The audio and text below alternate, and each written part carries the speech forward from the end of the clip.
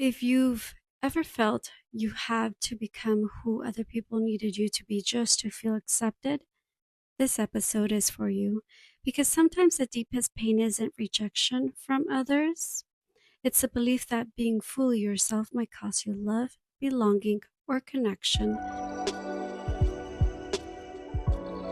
Welcome to Breakthrough Weekly. I'm your host, Monica Pelayo.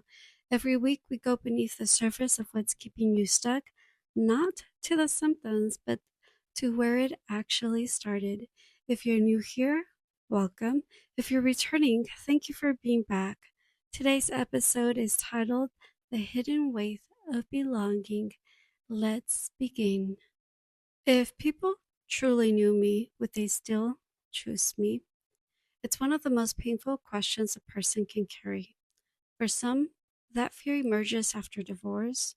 For others, after years of trying to live up to impossible expectations.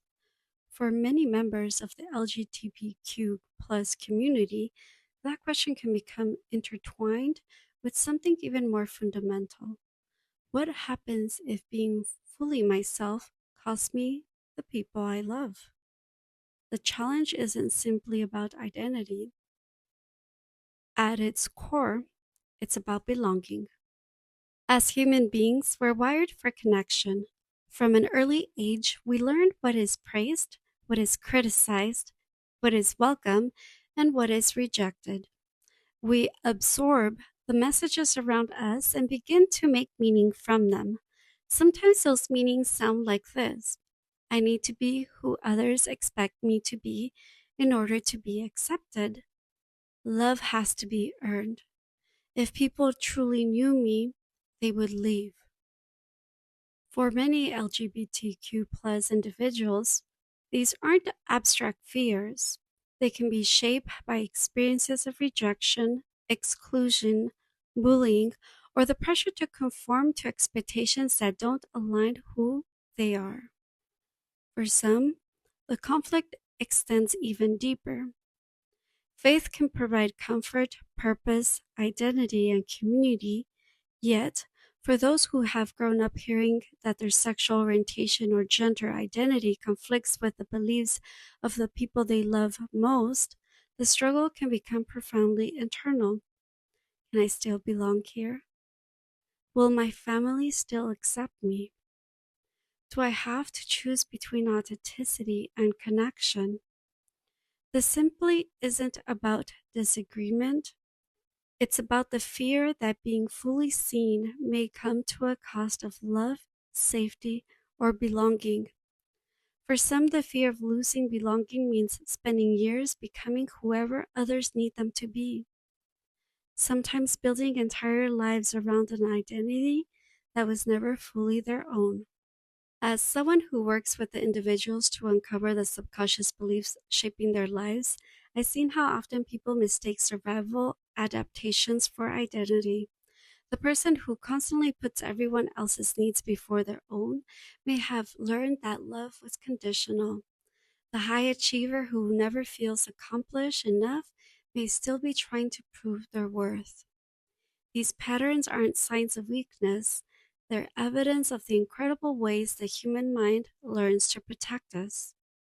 The cost of living this way isn't always visible from the outside. It can look like anxiety that never fully goes away, relationships built around roles instead of authenticity, difficulty trusting yourself because you spend years looking outside of yourself for permission to exist as you are.